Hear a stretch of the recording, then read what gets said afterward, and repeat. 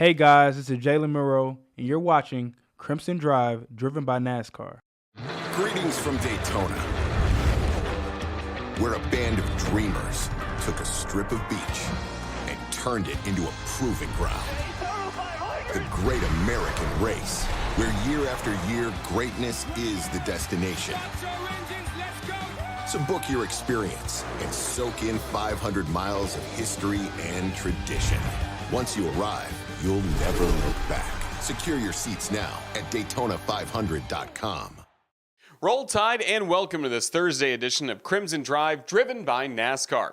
Roger Hoover, great to be with you from our Tuscaloosa studios before we hit the road to Norman, Oklahoma this weekend for Alabama against the Oklahoma Sooners. As we start the show, we'll take a look at what's coming up, plus our headlines, thanks to our friends RJ Young. RJ Young is the official technology solutions provider of Crimson Drive. They've given us a smart board to go through everything in a very interactive way throughout our headlines.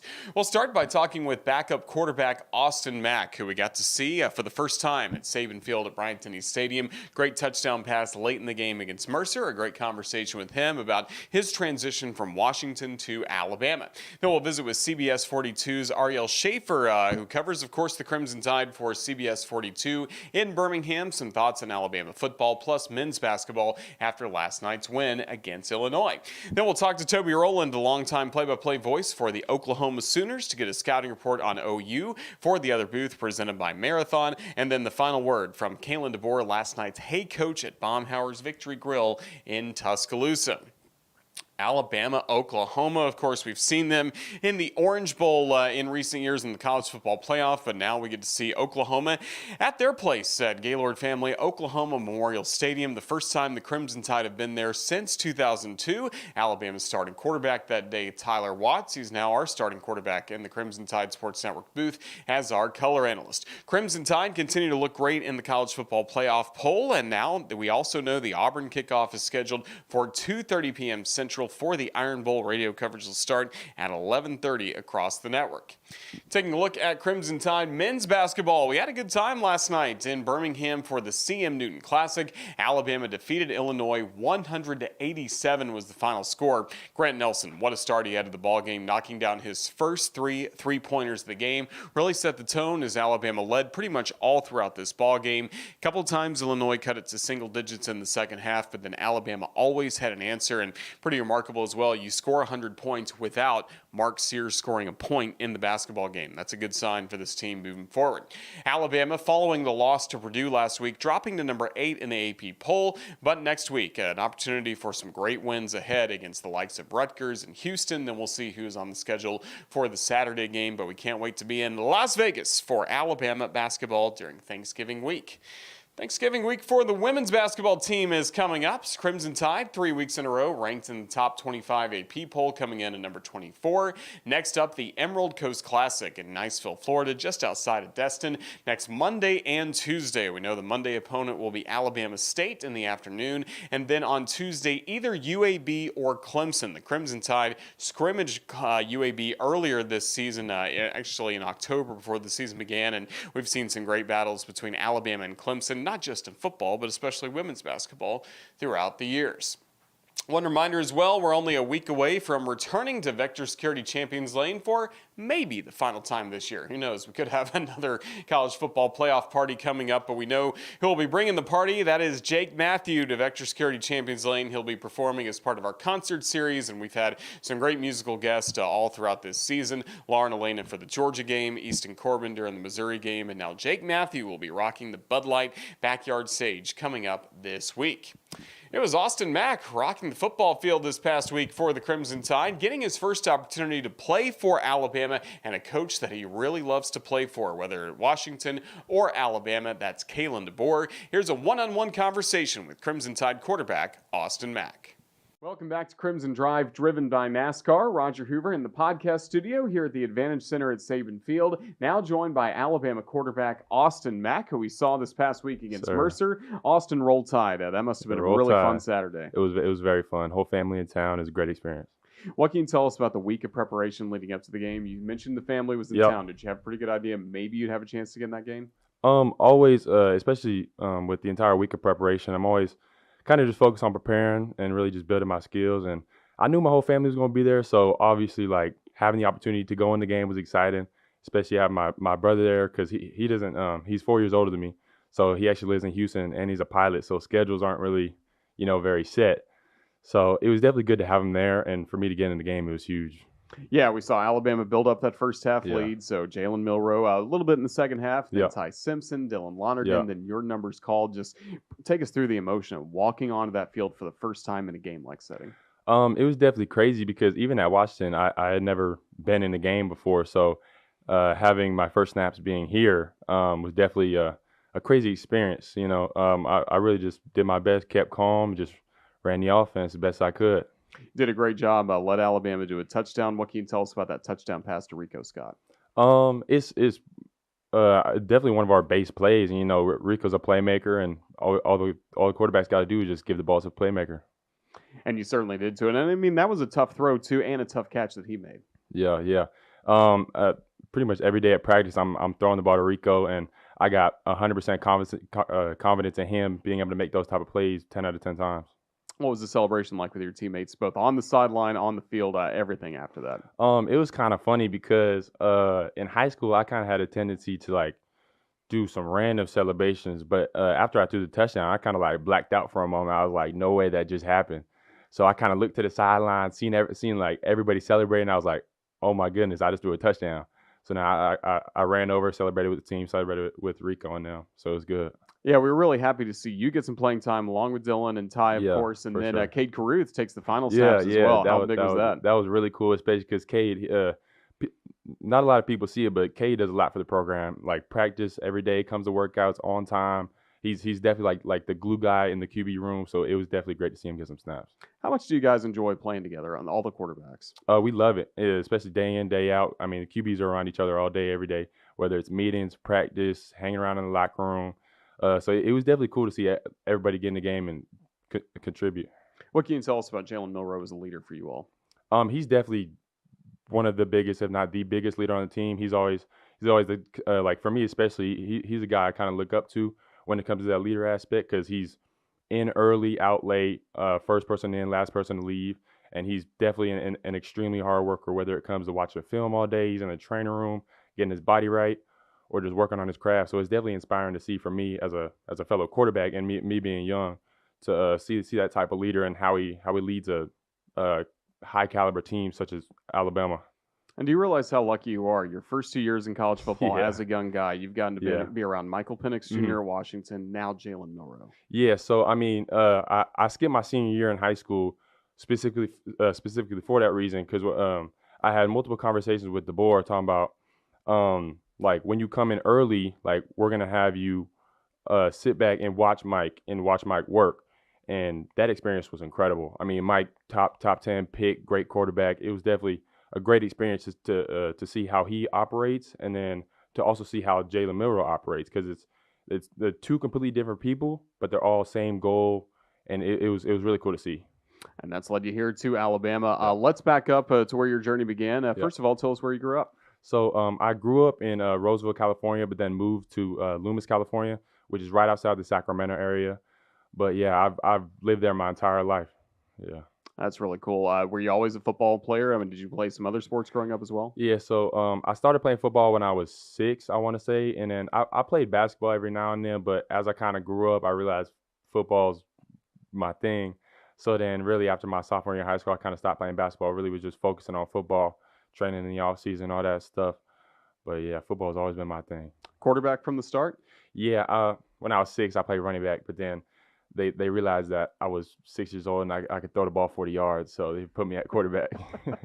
How much have you enjoyed just the progressions you've been able to make throughout your career? What led to success in high school for you?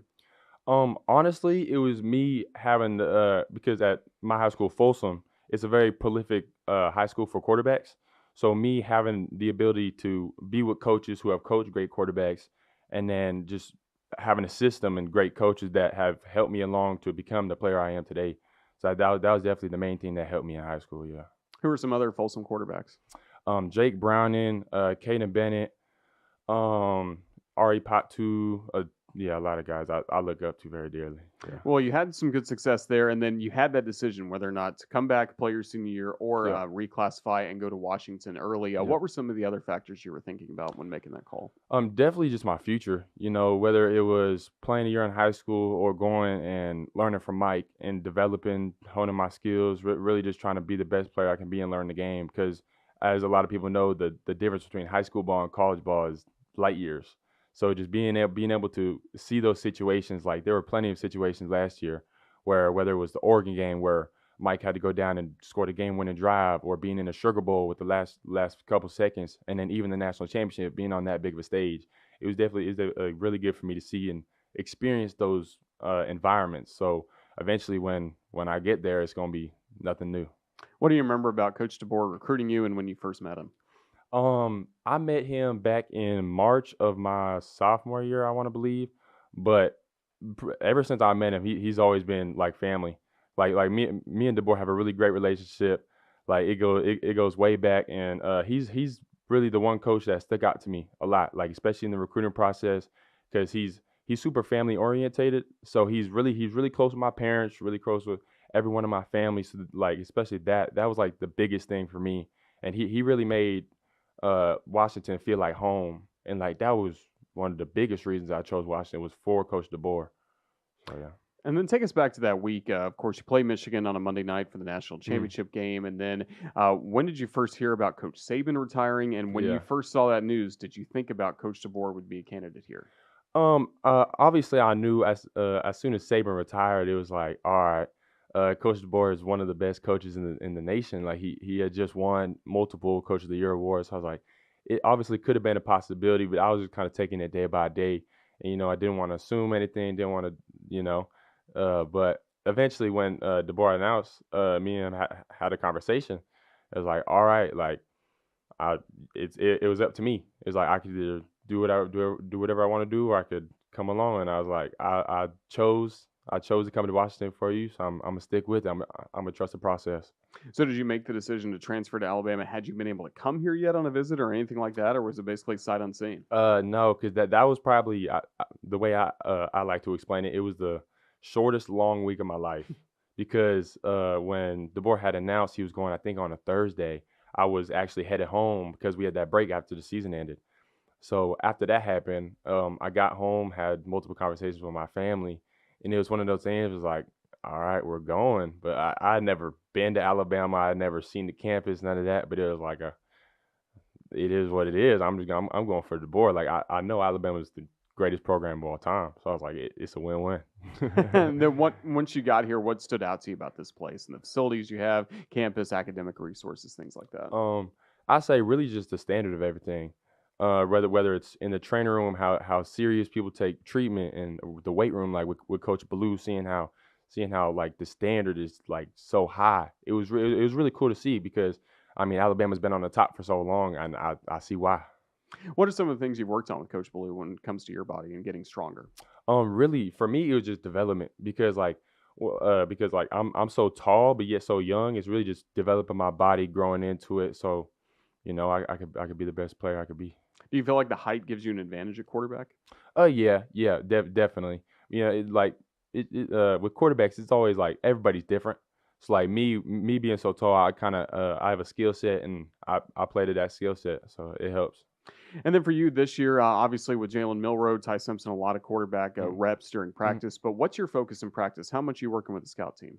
Honestly, I've been working with the scout team all year, and in my opinion, it's been the best thing I could have done all year because over there on the scout, I'm taking reps all day versus the ones defense. So I'm going up against the guys like Damani, Malachi, D-Law, like TK, all of them. So I mean, it's the best thing that I could have done for myself because I'm getting reps against the best defense in the nation right now.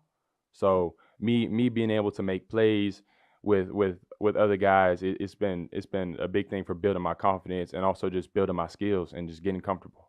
And I imagine just learning a lot of football as well, because when they ask you to do that, you're learning how to be Carson Beck or Nico Iamaleava or Garrett Nussmeier. Yeah. So it's definitely been cool because I've had to transform how I played like week in, week out. So it's definitely good for me to see how to play in those ways, like whether it's like Nico or it's like Garrett Nussmeier or Carson Beck.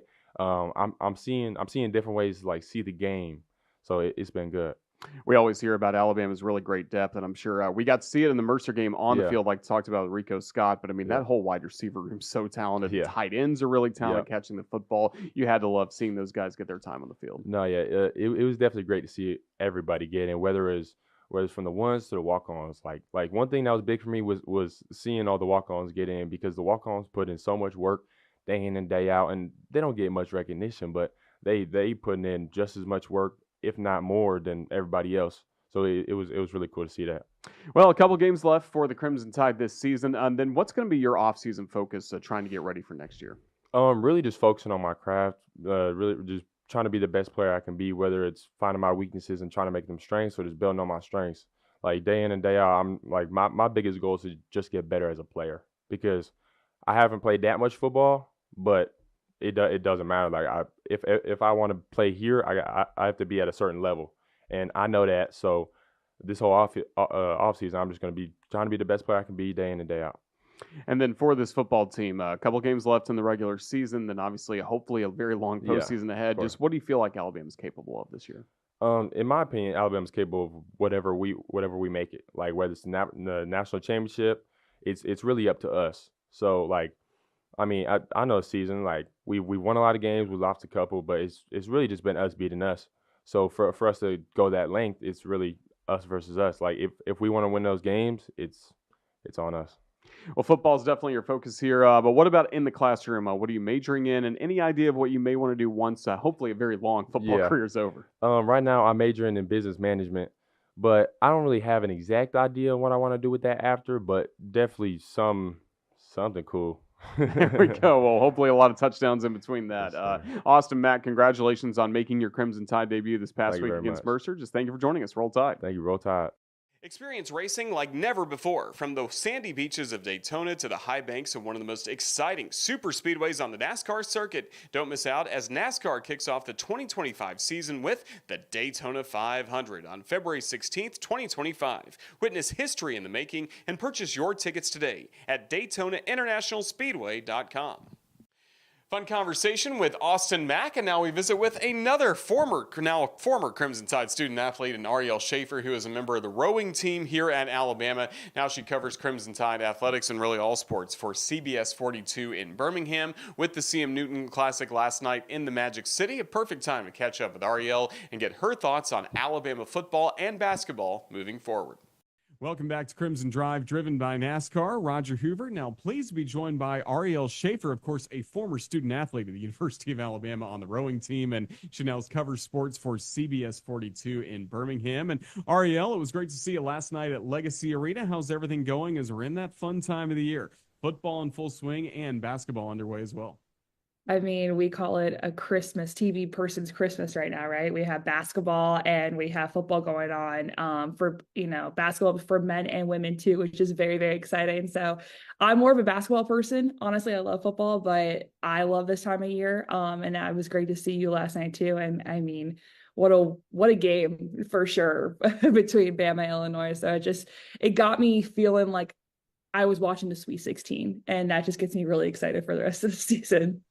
Yeah, let's start with basketball for a second. Again, a good win for the Crimson Tide last night against Illinois, and maybe did it in an uncharacteristic style where Mark Sears wasn't the one carrying this team down the stretch. Just what did you see from Nate Oates really using the full roster to get that win? I mean, absolutely. It was close to 40 points off the bench. I mean, obviously, Aiden Holloway had a big part in that, but I thought it was really cool to see the rotation with different combinations you had on the floor. You either had like 2 bigs and 3 guards, or you had 3 bigs and 2 guards. Like, I loved that they were able to mix up that. And Coach Oates, I asked him, I said, how important is that? He was like, well, I mean, I think everyone knew coming into this season that we were going to be very locked and loaded. We were going to be able to rely on our bench. And I thought this was a really good indication of that. He also did say, too, that's going to carry them down the stretch when you're thinking about the SEC standings towards the end of the year with that race, when you're thinking about tournament play. And I thought it was super impressive. Grant Nelson just be able to set the tone, the knockout 3 3-pointers, like just in the first 9 minutes, or well, not even 9 minutes. It was like 9 possessions. It was insane. And the way that LeBaron Philon is able to just really take control of the court, being so young. I was just they were. I was saying to my dad last night, I was like, I don't know, but I think this team might be better than the Final Four team. I don't know. I mean, they have that potential too, and they haven't even reached it yet. So it was interesting to see. And yeah, Mark Sears, he still had a lot of leadership on the bench for sure. That's what Grant Nelson was saying. He was very active in those huddles, even though it wasn't his night. But that's also a huge thing too. When your leaders, when they're not having their best night, but they're pumping up other people, that's what really makes a good team. Yeah, we're really excited to see what's ahead for men's basketball coming up this season. Obviously, football takes so much of our focus right now with the Crimson Tide. And for you, what's it been like to cover the first year of the Kalen DeBoer era here in Tuscaloosa? It's so different, right? Because I came in the last year of Coach Saban. I was a student, obviously, too. So I remember at one point when the defense had more like touchdowns than the offense. That's like, that was the era I, was in school and for and grew up watching too. I just think it's just like a different approach, and it's kind of just like a modern approach to where we are in college athletics, right? I just also thought it was just really interesting and cool to see the team be able to switch to the values and kind of what Coach DeBoer expects rather than Coach Saban, because they're two different people at the end of the day. You can't compare Coach DeBoer to Coach Saban. I mean, it's two different philosophies, two different types of programs, but it's been so fun to see this team whenever they get knocked down, they get back up. And the LSU game was a big indication of that. And I was really hoping they were going to go into Death Valley and be able to do what they have been able to do. And I just think it's also with the defense. I have never seen so many people get in at a time in the game. Like Coach Womack, man, he just keeps rotating people in and out, and that's deadly. Like I don't think we saw that last year. I just think it's been really fun, honestly. It's been different, but really, really fun. And I definitely feel like you play your best football towards the end of the year. And I feel like they have gotten to the point where like, okay, we're going to come together as a team now. And they have one goal. And I think when you have a team come together like that on both sides of the ball, it's unstoppable. It really is ensemble, and Jalen Milroe, a huge reason for that. He's been really upfront with the media all throughout his time in Tuscaloosa, basically having a weekly press conference of his own. Just how have you seen him kind of handle everything that's been thrown at him this year? Ooh, he is special. I mean, us media people love talking to him because we'll ask him questions and he will just be so upfront with us and so transparent. And that's exactly how he is with the team too. I feel like, I don't know if you saw, it was the South Carolina game. You could tell in that post-game interview with ESPN that they got the win, but he wasn't satisfied. And that's exactly what he told us in the media scrum, 30 minutes later. He has just been able to really carry the team on his back. And, that's what he should be doing. I mean, he is the it guy on the team. I won't say he's definitely one of the faces of the brand, and to be able to have a beautiful relationship like he had with Coach Saban, but now also what he has with Coach DeBoer, when you have your leaders do that and also choose to come back when, Coach Saban retired, Jalen Milroe could have left. I just think it just proves how much he loves his team, what he believes in Coach DeBoer, and he believes in the program, and he definitely just bleeds crimson. He reminds me of how, Jalen Hurts was before he did transfer to Oklahoma. He was just loved the university. He loved playing for Alabama. And he's also it's been really cool to see how fast he is and that be exemplified with the design quarterback runs. And I think also he's taken really good initiative of having that chemistry with the offensive line to be able to have those explosive runs like he has. But I mean, you can go on and on and on, right? I mean, this kid is incredible. And he's definitely I feel like whoever gets him NFL wise, it's going to be a treat, because not only is he a great player on the field, but he's so good in the community. He's like definitely someone that you want to come to your team and be a face of the program for sure. Of course, in an interview like this, we can talk as long as we want, but for you and your sportscast on CBS 42, you only get a small window. How do you try and explain the path forward for Alabama, first to Atlanta towards an SEC championship, and then the playoff ranking craziness we see week in, week out? I imagine in some ways it's helpful to have that kind of content from the committee, but it's also a little confusing as well. Oh, it's so confusing, to be quite honest with you. Like, you have to definitely do it in multiple like segments, I feel like, because it's always constantly changing. But yeah, I mean, they have to win out. You need Auburn to, if Auburn wins against Texas A&M, that's really going to help. I think it's just kind of really funny that Bama fans should root for Auburn, but then the following week, Auburn needs to win out in order to make a bowl game. So it's like, no, like, we need them to lose. Like, you know what I mean? Like, it's funny that like maybe Alabama fans have to root for Auburn this weekend. But I mean, the path is clear. I think the reason why they also moved up maybe in those AP rankings and maybe even from the college football playoff rankings is because, yeah, I know it was against Mercer, but just the way that when the first team came in, they were able to execute. Then the second team came in, they were able to execute. It was like the depth was finally put on full display. And I think that's something that the committee was looking for, to be like, okay, like, say, I'm not saying it, but like, say if Jalen Milroe goes down, who can come in and step in? Like, you know, because that what's happened to Florida State last year. And I do believe that was the reason why when their quarterback went down, that's why they didn't get into the college football playoff. Like, you have to think about things like that. I mean, that's how I think. But when you're trying to explain it to an audience, you're just like, okay, here are the standings. You give them the most visual graphics and stuff you can to help your audience be like, okay, here's everything. But I just ended the sportscast the other day. I was like, to be quite honest with you, the 12-team playoff, we thought this would help. It just made everything even more chaotic. So at the end of the day, it's going to be interesting. So hold your horses and buckle up. Really. Yeah, it should be a few fun, interesting weeks ahead. Well, Arielle, we look forward to following your coverage on CBS 42. Just thank you for the time you've given us. Hope to have you back on the Crimson Tide Sports Network. Thanks again. Absolutely. Thank y'all. Greetings from Daytona, where year after year, greatness is the destination. So book your experience and soak in 500 miles of history and tradition.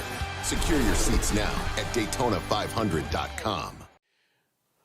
Our thanks to Arielle Schaefer for her time with us on the Crimson Tide Sports Network. We can't wait to be in Norman, Oklahoma this week for Alabama against OU, and their longtime play-by-play voice joins us now, Toby Rowland, for The Other Booth, presented by Marathon, to give us a detailed scouting report on the Sooners. Toby, it's great to have you with us. How's everything going as Oklahoma prepares for Alabama?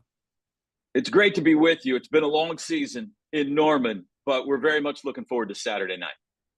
We're certainly looking forward to being there. And let's start, first of all, just about Oklahoma joining the Southeastern Conference. What was the excitement around Norman the last couple of years, knowing this move was taking place? And then what's been the experience getting to travel around and see the SEC this fall? Yeah, I would say that Sooner fans have been giddy with anticipation since they found out, I guess it was 3 years ago now, that this move was taking place. You know, we had a lot of good years, decades, in the Big 12, Big 8, Big 7, Big 6, familiar foes, the Kansas and Colorados and Iowa States and Oklahoma States of the world. A lot of great memories, a lot of great friends. But the opportunity to get to play in the elite conference in certainly college football and really all of collegiate athletics is very exciting. And with that comes new road trips, new fan bases coming to Norman, new stadiums, new arenas, and that's all very exciting, especially if you're in our business. So it's been fun. We haven't been a lot of places yet, but Ole Miss and Auburn and Missouri, and we certainly are familiar with Missouri from years gone by. But the years to come, the next 3 years or so, when we get to visit all of the different cities in the SEC, are going to be very exciting. Unfortunately, the season hasn't gone like Oklahoma fans or certainly the team wished it would. But nevertheless, to be in this conference is going to be tremendous over the next, hopefully, many, many years. And if you could just take us through the journey of the season so far. Got off to a good start, I believe, winning 4 of the first 5, but now losses in 4 of the last 5 ball games. So where does this team stand at this point? Well, I mean, the story of the year is injuries. On the offensive side of the ball, it's been historic. They've been completely decimated. Top 5 wide receivers have been out most of the year. They've now lost 4 of their 5 starting offensive linemen. And last week, their top 2 running backs coming into the season. And there's more. But, on the defensive side of the ball, there's been a couple of guys as well. But when you are gutted like that on offense, what happens is what you've seen. They've had a terrible time moving the football and scoring on offense. Defense has been pretty good. Defense has been really good, really considering the position they've been put in this year. But the offense has just, we're not used to this around here. This is a program that the last couple of decades has put up points at a historic rate and won Heisman trophies and had number 1 draft picks in the NFL. And to not be able to get a first down or get it into the end zone has been a shock to the system. And it caused the change at offensive coordinator midway through the year, the dismissal of Seth Luttrell. And it has caused 2 young quarterbacks who already had a big test in front of them, Jackson Arnold and Michael Hawkins. They were going to have to, as either a freshman or a sophomore, navigate the SEC and one of the most difficult schedules in the country this year. Now they've had to do that without all of those guys I just mentioned, all of the top weapons, and a completely restacked offensive line. And it's been tough. The turnovers have come at a more than they'd like lately. And there have been some backbreaking moments like the end of the Missouri game where it looked like they had a victory and turned it over at the worst possible time. So it's been a rough year. It's been a really rough year. That being said, you got Alabama and LSU to close the season here. If you win one of those 2, everybody feels a little bit better. This is not a place, though, where you're just trying to go to bowl games. Oklahoma and Alabama are kindred spirits in that regard.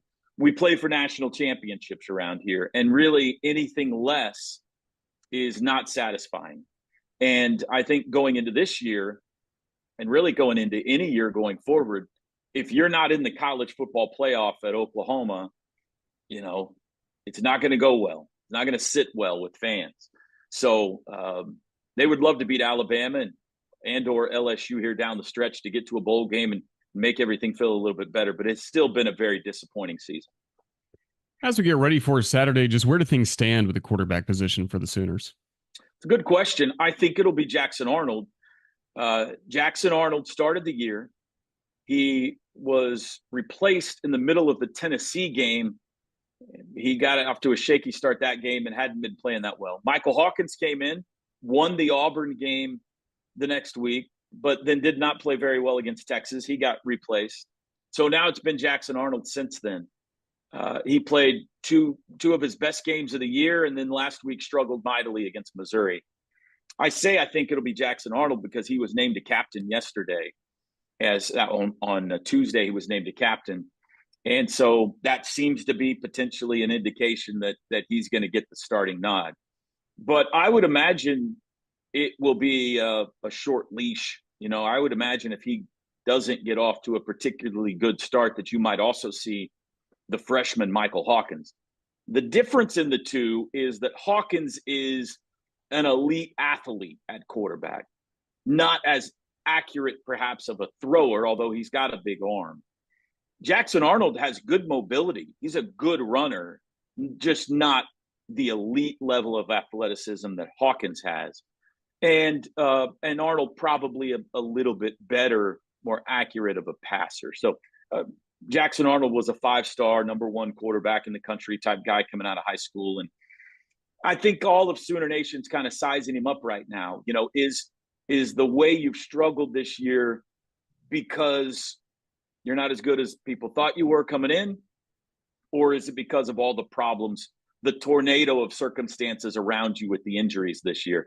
If he had his full complement of receivers, running backs, and offensive linemen, would Jackson Arnold look like the star that we think he can be? No. And then defensively, who are some of the key playmakers we need to keep an eye out for on Saturday? Danny Stutzman is a Butkus semifinalist. This will be his final game on Owen Field. He took his name out of the NFL draft last year to come back this season, and that was a big deal. He's a fantastic linebacker. Billy Bowman on the back end did the exact same thing. He had 6 interceptions and 3 pick sixes last year. Took his name out of the NFL draft to come back. He had the scoop and score last week. He's the safety against Missouri. Outstanding player back there. The one other guy I would point out is R. Mason Thomas, defensive end, 7 sacks on the year, and 6 of those have come in the fourth quarter of games.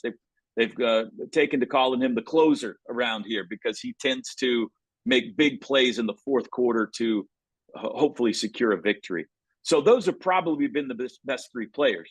It's a solid defense, though. As I was talking about, they're not used to this kind of offense around here. Back in the days when Oklahoma and Alabama were meeting each other in college football playoff semifinals, the Oklahoma offense was great, but the defense wasn't good. And that was their kryptonite when they ran into the Alabamas and LSUs of the world. And roles have reversed under Brent Venables. As you might expect, the defense has gotten better, much better under Brent Venables.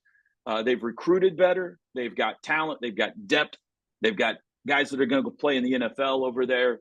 So it's a good, solid, I think it'll be one of the best defenses that Alabama plays all year. The problem's been that they can't score enough points on the other side to match it most weeks. And you mentioned Coach Venables taking over as the head coach for the Sooners. We've obviously seen him before during his days at Clemson as a coordinator, but what's he like as a head coach as he tries to navigate through what you mentioned has been a tough season, and we know from earlier in the week some tough issues at home as well? We love Brent Venables around here. Obviously, he was a defensive coordinator for many, many years, through some glory years, including a national championship here at Oklahoma under Bob Stoops. And beyond excited when he agreed to come back to be the head coach here. Everybody's rooting for Brent Venables. It's been tough. He was the first year Lincoln Riley kind of gutted the place when he left. He took a bunch of players and a bunch of recruits with him. And so that first year was tough. Last year, a double-digit win season, and we're in the college football playoff hunt for much of the year. And it was a good year, and things were going in the right direction. And then this year, all the injuries. So he's getting some heat. It looks like they could be headed for a second losing season in 3 years. Unacceptable around here. But there are extenuating circumstances. And so I think he's going to get another year. I think he's going to be allowed to try to hire an offensive coordinator who could help change things. He's done a great job on defense. He's done a great job in recruiting. He's done a tremendous job with the culture and behind the scenes and soul mission and all that kind of stuff. The players love playing for him. He has, as you alluded to there, he's been dealing with some family issues as well. His wife is battling cancer, Julie, who is a tremendous lady. And so it's been hard, man. It's been really hard on him, everything he's gone through this year. And obviously, all of us are rooting and praying for Julie as well. And so it's just, he's a great guy. He's a tremendous guy. If he's going to continue to be the long-term head coach at Oklahoma, they got to get the issues on offense fixed. What his side of the ball and his specialty has been really good. And it seems to be trending in an even better direction. I think under Brent Venables, Oklahoma is going to have an elite defense, one of the best defenses in the SEC going forward. But if you can't score points, that doesn't matter. So this is a huge hire for him at the offensive coordinator spot in this offseason. If he gets that right, I think he could be the head coach at Oklahoma for a long time. Well, it's been a long time since Alabama's made the trip to Norman since the early 2000s. For our fans that are making the trip this weekend, just either around the stadium, campus, downtown, anything you can tell us that are some really must-visit spots to really feel like they've gotten the full Oklahoma experience. Can't wait. Yeah, 2002. I can't believe it's been that long. I remember well when Alabama came to town and they started the game with an onside kick and It was a crazy game that day. Campus Corner is kind of the hangout place. It's a little bit north of the stadium. That's where you'll find all the restaurants and the pregame shows and everything before the game. It'll be hopping since we got a night game. And then we don't really have one tailgating spot like the Grove at Ole Miss, but it's everywhere. You'll see tents everywhere and everything. The team has its quote unquote walk of champions is what they call it, where they'll enter on the north side of the stadium 2 hours before the game, and everybody gathers there to greet them as they walk in, similar to what they do at many other places around the SEC. And then the stadium, we refer to it as the Palace on the Prairie around here. They have done a great job renovating it over the last 25 years under Joe Castiglione. It's a beautiful football stadium. And the south end zone has been completely refurbished in the last 5 years. I think it's now the second largest video board in college football, second or third. And it's a beautiful stadium. It seats 85,000, so obviously not as big as Bryant-Denny, but they'll pack it in there and they'll put on a good show for you on Saturday night. And I'm sure that the Oklahoma hospitality will be in full bloom as they're eager. That's one of the great things is we love to welcome opposing fan bases and to make them feel welcome. A little bit different atmosphere than maybe you might find when you go to Baton Rouge. I don't know if they're as welcoming down there, but we look forward to welcoming all the fans of the SEC, especially Alabama. You know, as I said, I think Oklahoma considers, you know, a very small number, maybe a handful of other programs out there to be their historic peers. And Alabama is setting the standard for everybody across college football. And so to welcome a tradition and a fan base and excellence like they have at Alabama and have had will be a real treat and a real honor. So we're all looking forward to Saturday. Hopefully it'll be a good football game. Absolutely. Can't wait to be there. Well, Toby, Rowland, thank you so much for the time you've given us here on the Crimson Tide Sports Network. We're thrilled the Sooners are part of the SEC, and we'll get to talk a lot more in the future. But thank you for your time. We look forward to seeing you Saturday. All right. Thank you, Roger.